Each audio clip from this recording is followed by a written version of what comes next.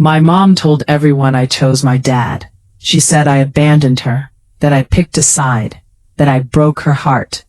For years, that's the story people believed about me. But what no one ever asked was simple. What actually happened? Because the truth is, I didn't choose my dad. And last month, after staying silent for over a decade, I finally told everyone why. My name is Lena. I'm 27 years old. And for the past 12 years, I've been known in my family as the daughter who chose her father. It sounds small, right? Like just a sentence.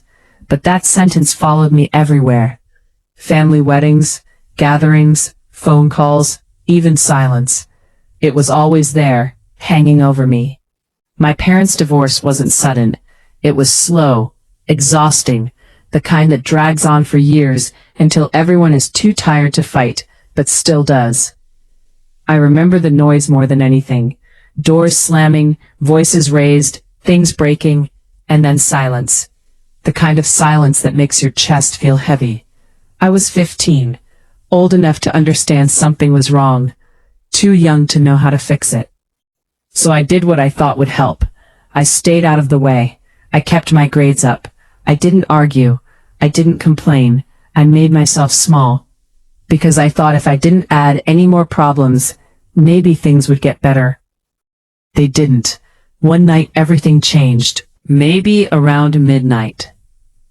I heard them arguing again. But this time, it was different. Not just loud. Sharp. Angry in a way that made my stomach twist. I stepped out of my room slowly. The hallway felt colder than usual. When I got closer, I saw my mom in the living room.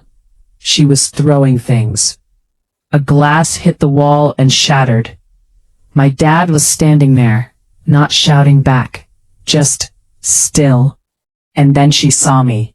Her expression changed instantly. And she said something I will never forget. "You're just like him." I froze. "You always take his side." I hadn't said a word. I hadn't done anything. But in that moment, she had already decided who I was. After that night, something shifted. Not just between them, between me and her. Every small thing became proof. If I stayed quiet, I was ignoring her. If I spoke, I was defending him. If I left the room, I was disrespectful. There was no right way to exist anymore. A week later, the divorce was finalized. And suddenly, the question came. Where will you live? Everyone acted like it was simple. Mom or dad, pick one. But it didn't feel like a choice. It felt like pressure.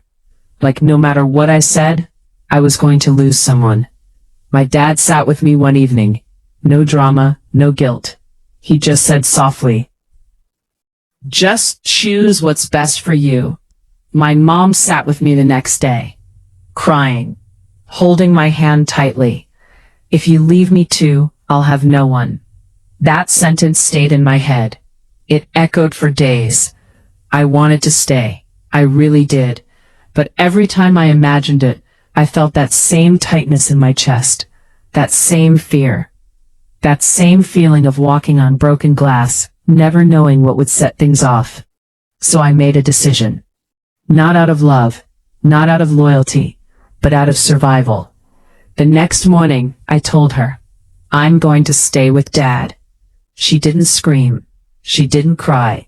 She just looked at me and said quietly, "You chose him." And just like that, I became the villain. After that, the story spread fast. Relatives called. Some didn't even hide their disappointment. "You left your mother? She needed you. How could you do that?" I tried to explain at first. I really did. But no one wanted to hear it. Because my mom had already told her version. And in her version, I was the selfish daughter. So eventually, I stopped explaining. I stayed quiet. At family events, I smiled when I had to, avoided conversations, ignored the looks. Years passed like that. I graduated, moved on with my life, built something for myself. But that label never left. Even when I visited, it was there. In small comments, little jabs, passive-aggressive jokes.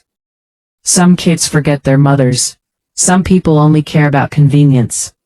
And every time, I swallowed it because I thought maybe one day she would understand. But she didn't. Last month we had a family dinner. The first time in years everyone was together. Small talk. Laughter. For a moment, it almost felt okay. Then someone mentioned the divorce. And just like that, everything shifted. My mom sighed, shook her head slightly, and said, "Some children don't stand by their mothers when it matters." The room went silent. Everyone knew who she was talking about. And for the first time in 12 years, I didn't stay quiet. I put my glass down, looked at her, and said, "I didn't choose Dad." You could feel the tension instantly. I chose peace. I chose to feel safe in my own home. I chose not to be afraid every night. My voice was shaking, but I didn't stop.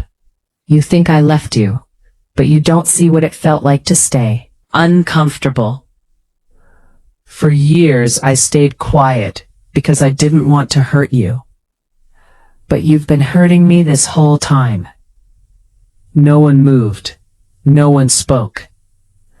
And then I said the one thing I had held inside for years.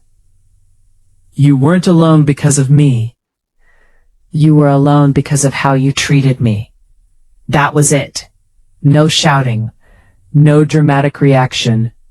Just silence. But something changed in that silence. For the first time, I wasn't carrying her version of me anymore.